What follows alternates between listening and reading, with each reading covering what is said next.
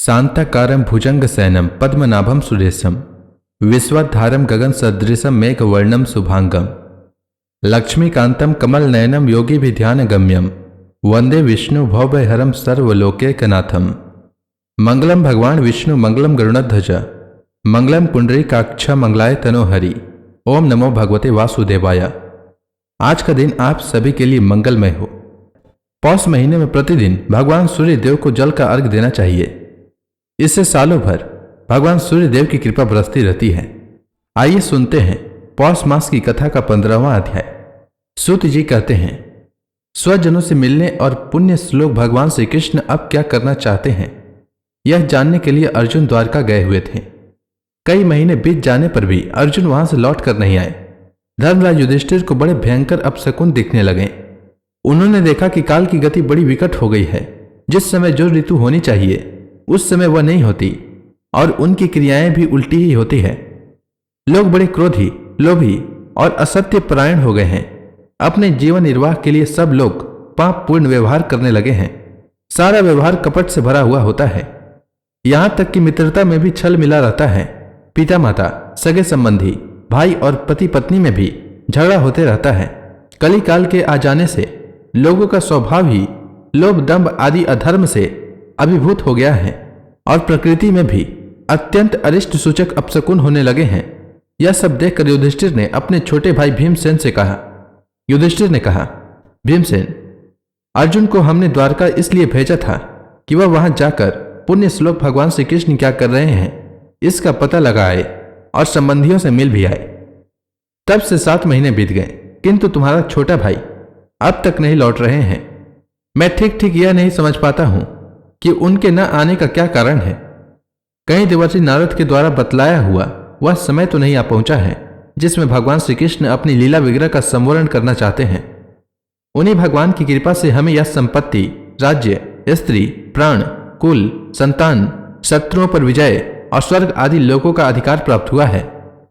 भीमसेन, तुम तो मनुष्यों में व्याघ्र के समान बलवान हो। देखो तो सही, आकाश में उल्कापात आदि, पृथ्वी में भूकंप आदि और शरीरों में रोग आदि कितने भयंकर अपशकुन हो रहे हैं। इनसे इस बात की सूचना मिलती है कि शीघ्र ही हमारी बुद्धि को मोह में डालने वाला कोई उत्पात होने वाला है। प्यारे भीमसेन, मेरी बाईं जांघ, आंख और भुजा बार बार फड़क रही है। हृदय जोर से धड़क रहा है। अवश्य ही बहुत जल्द कोई अनिष्ट होने वाला है। देखो, यह सियारिन उदय होते हुए सूर्य की ओर मुंह करके रो रही है। अरे, उसके मुंह से तो आग भी निकल रही है। यह कुत्ता बिल्कुल निर्भय सा होकर मेरी ओर देखकर चिल्ला रहा है। भीमसेन, गौ आदि अच्छे पशु मुझे अपने बाएं करके जाते हैं और गधे आदि बुरे पशु मुझे अपने दाहिने कर देते हैं। मेरे घोड़े आदि वाहन मुझे रोते हुए दिखाई देते हैं। यह मृत्यु का दूत पेड़ुखी, उल्लू और उसका प्रतिपक्षी कौवा रात को अपने कर्ण कठोर शब्दों से मेरे मन को कपाते हुए विश्व को सूना कर देना चाहते हैं। दिशाएं धुंधली हो गई है। सूर्य और चंद्रमा के चारों ओर बार बार मंडल बैठते हैं। यह पृथ्वी पहाड़ों के साथ कांप उठती है। बादल बड़े जोर जोर से गरजते हैं और जहां तहां बिजली भी गिरती ही रहती है। शरीर को छेदने वाली एवं धूली वर्षा से अंधकार फैलाने वाली आंधी चलने लगी है। बादल बड़ा डरावना दृश्य उपस्थित करके सब ओर खून बरसाते हैं। देखो, सूर्य की प्रभा मंद पड़ गई है। आकाश में ग्रह परस्पर टकराया करते हैं। भूतों की घनी भीड़ में पृथ्वी और अंतरिक्ष में आग सी लग गई है। नदी, नद, तालाब और लोगों के मन शुद्ध हो रहे हैं। यह भयंकर काल न जाने क्या करेगा। बछड़े दूध नहीं पीते, गौएं दूहने नहीं देती। गौशाला में गौएं आंसू बहा बहा कर रो रही हैं। बैल भी उदास हो रहे हैं। देवताओं की मूर्तियां रो सी रही है। उनमें से पसीना चूने लगता है और वे हिलती डोलते भी हैं। भाई, ये देश, गांव, शहर, बगीचे, खाने और आश्रम श्रीहीन और आनंद रहित हो गए हैं। पता नहीं ये हमारे किस दुख की सूचना दे रहे हैं।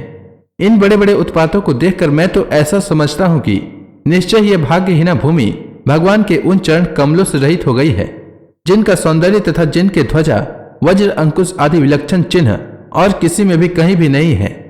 सौनक जी, राजा युधिष्ठिर इन भयंकर उत्पातों को देखकर मन ही मन चिंतित हो रहे थे कि द्वारका से लौटकर अर्जुन आए। युधिष्ठिर ने देखा अर्जुन इतने आतुर हो रहे हैं जितने पहले कभी नहीं देखे गए थे। मुंह लटका हुआ था, कमल सरीखे नेत्रों से आंसू बह रहे हैं और शरीर में बिल्कुल कांति नहीं है। उनको इस रूप में अपने चरणों में पड़ा देखकर युधिष्ठिर घबरा गए।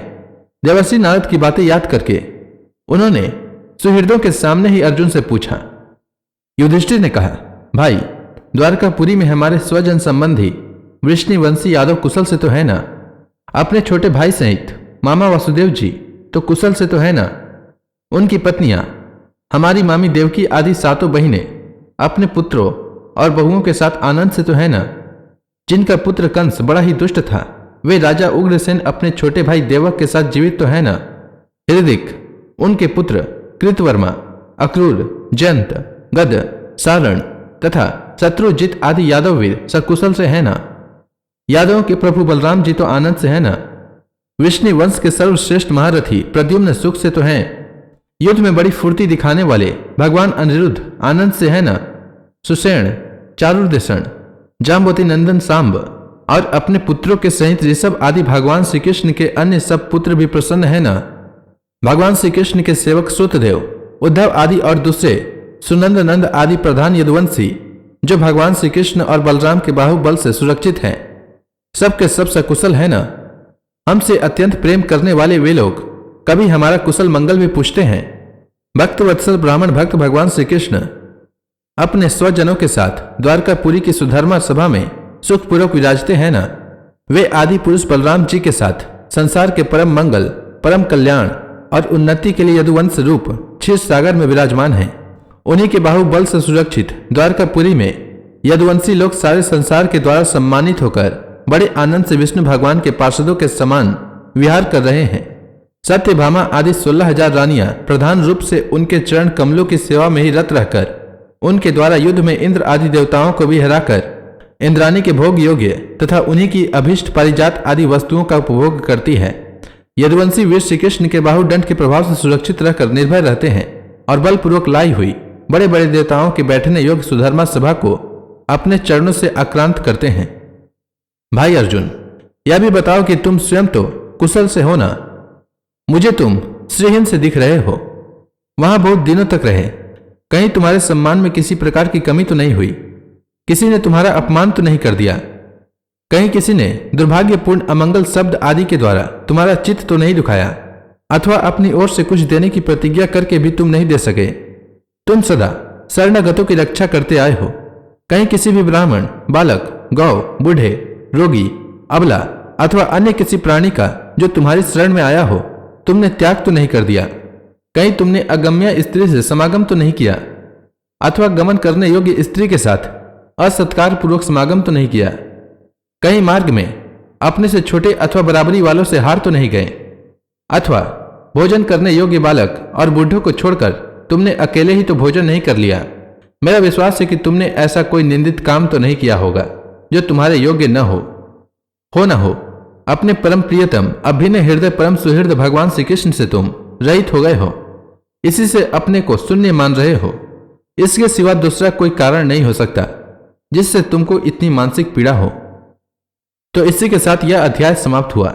इसके आगे की कथा मैं कल के अध्याय में सुनाऊंगा। तब तक के लिए भगवान श्री हरि का नाम लेते रहें।